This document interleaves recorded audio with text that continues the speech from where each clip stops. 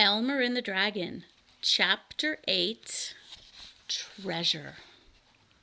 Flute woke up and trilled so loudly that he startled the king and the queen and Elmer and the dragon wide awake. The other canaries had been up for an hour and were crowding around to see what was happening under the tree. Everybody peered into the big hole and gasped, "A real treasure chest with a ring in the top! But how will we ever get it out?" The king looked at Elmer, and Elmer looked at the dragon. "Dragon, do you think you could put your tail through the ring and pull up the chest?" "I'll try," said the dragon, puffing up with importance as the swarms of canaries moved aside for him. He backed up to the hole, stuck his tail down and through the ring, and pulled.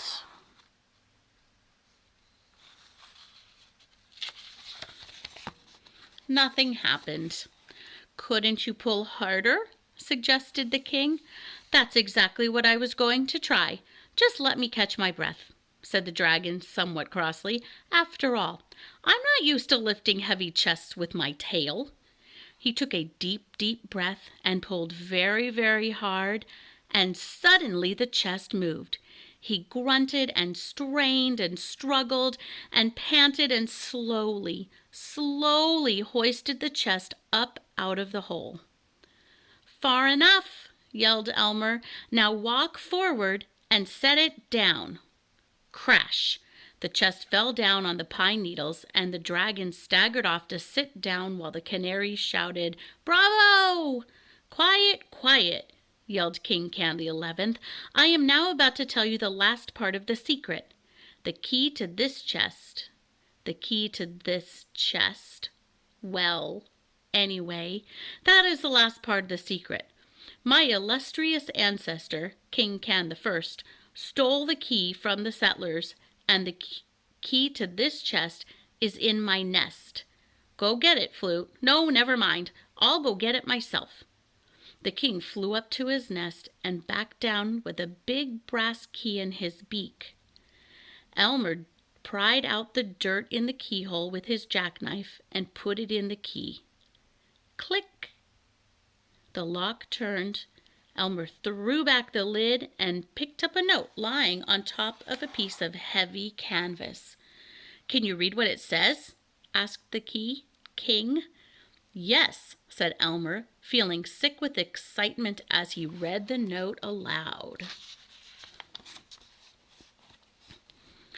"This chest was left here by Oliver Hinkle for the purpose of helping him and his friends to settle on this island when he returns.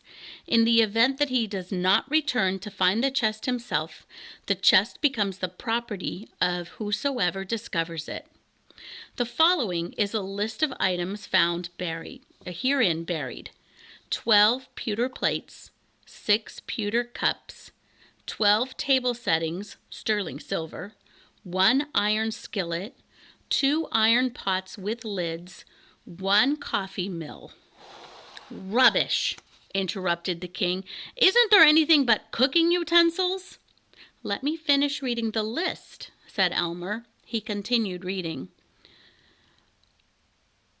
"Can each of salt and sugar, 1 axe, 1 tinder box, 5 bags seed, including squash, corn, cabbage, wheat, and millet, 1 gold watch and chain belonging to my wife Sarah, 1 sterling silver harmonica, 6 bags of gold pieces."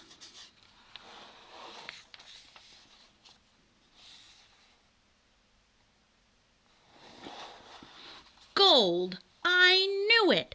Just think of it, Queen! 6 bags of gold!" trilled the king. "What will you do with them, King dear?" asked the queen. "I won't do anything with them. I'll just have them and be rich." "Shall I unpack now?" asked Elmer, who was anxious to see the sterling silver harmonica. "By all means," ordered King Can the 11th, strutting back and forth in front of the twittering canaries. Elmer unpacked everything and at last came to the sterling silver harmonica. He blew on it gently, and the sound was so sweet that all the canaries stopped chattering and listened. The king listened too, with tears in his eyes.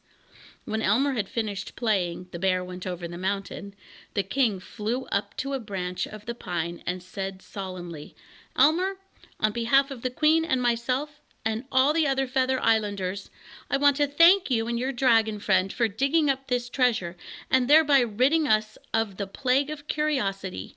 I now present you with that silver harmonica which you play so beautifully, and 3 of the 6 bags of gold.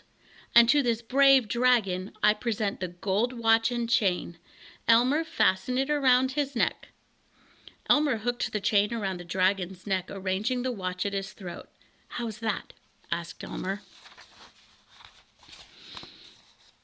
"I can't see it, but it feels just fine," said the proud baby dragon. The birds all clapped their wings, and then the dragon, who really didn't care for speeches, remarked, "Looking at those pots and plates makes me hungry. Let's celebrate and eat something." "Goodness," said the queen, "I don't believe we've ever had a celebration before. What shall we eat?" "Tangerines," said Elmer. "I bet you've never tasted one." Elmer peeled 12 of the 31 tangerines he had left in his knapsack and put one on each of the 12 pewter plates. Then he hurried off to pick a good mess of skunk cabbages and ostrich ferns for the dragon. When he came back, everyone crowded around to feast. Elmer sat beside the dragon and ate 9 tangerines all by himself. Then he played Turkey in the Straw on the sterling silver harmonica while the king did a jig on a pewter plate. Soon everybody joined in the dancing, and they danced themselves to sleep all over the pine needles under the great tall tree.